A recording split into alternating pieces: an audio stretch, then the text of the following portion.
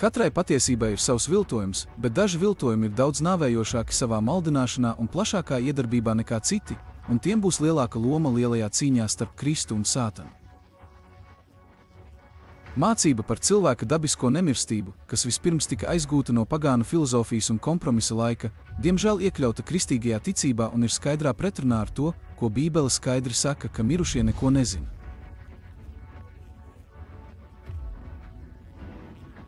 Ja jūsu ticības priekšnoteikumi ir nepareizi, tad secinājumi, ko jūs izdarīsiet, aizvedīs jūs tālu prom no tā, ko saka Bībele.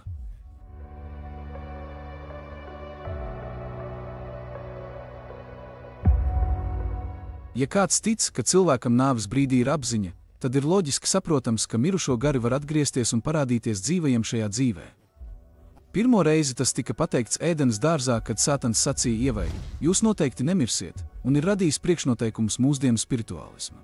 Ja mirušie ir uzņemti debesīs un viņiem ir pieeja Dievam un eņģeļiem, kā arī lielākas zināšanas, tad ir loģiski, ka viņi varētu atgriezties un sazināties ar dzīvajiem, lai mierinātu tos bēdu brīžos un brīdinātu par gaidāmo ļaunumu.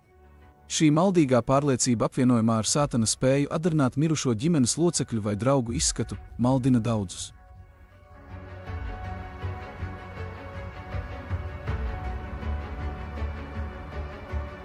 Daži ir mēģinājuši izskaidrot garīgās izpausmes un piedēvēt tās krāpšanai vai roku veiklībai.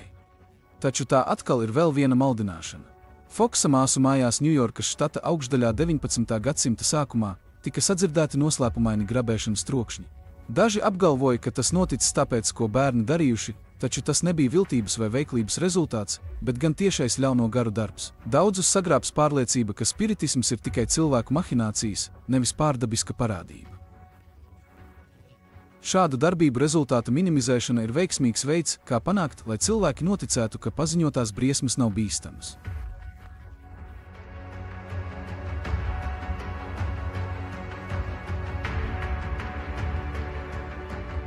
Tas nav nekas jauns, jo mēs redzam, ka patiesības viltošana sniedzas cauri visai vecajai derībai, piemēram, faraona burvji spēja dublēt pirmās 3 no 10 sērgām, kas piemeklēja Ēģipti.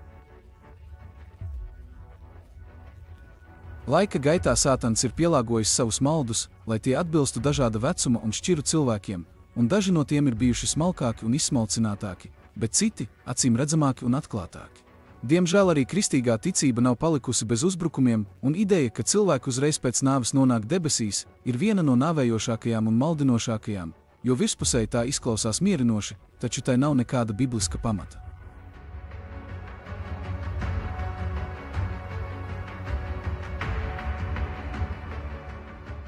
Laika gaitā Dievs vienmēr ir aizliedzis jebkādu saziņu ar neredzamo pasauli. Iesaistīšanās dialogā var novest cilvēku uz slidenas nogāzes, lai cik vilinoši tā arī nešķistu. Vieni var ieraudzīt aizgājušā mīļotā cilvēka izskatu, bet šādos brīžos mums ir jāpieprasa aizsardzība Jēzus vārdā un jāapsauc velns. Bībele ir skaidra. Dzīvie zina, ka viņi nomirs, bet mirušie neko nezina. Pēc nāves Bībele skaidri saka Jāņa evaņģēlija 5. nodaļā 28. un 29. pantā, ka cilvēki gaida kapā vai nu dzīvības augšām celšanos, vai arī augšām celšanos sodā.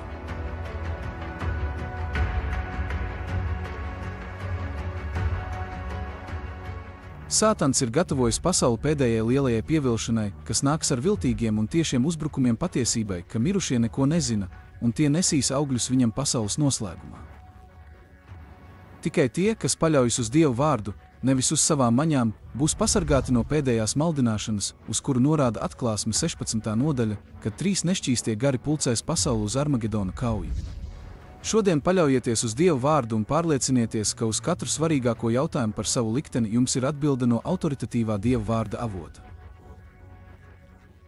Apņemieties iepazīt viņa vārdu, lai jūs būtu droši krīzes brīžos.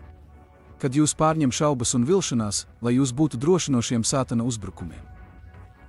Patiesība vienmēr ir skaistāka par maldiem.